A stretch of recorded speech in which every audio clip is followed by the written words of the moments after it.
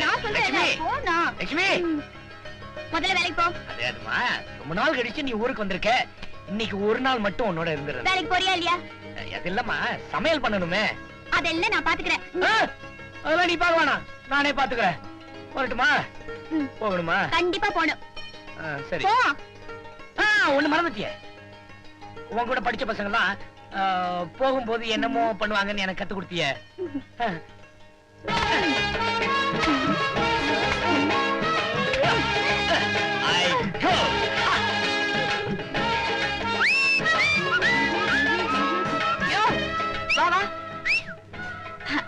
அது எப்படியா? எனக்கு கத்துக்கூடியா?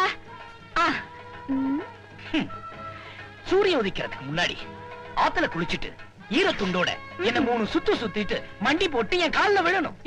போயா, நான் லட்சுமி கிட்டே கத்துக்கிறேன். அதுக்கெல்லாம் அறிவு வேணுங்க.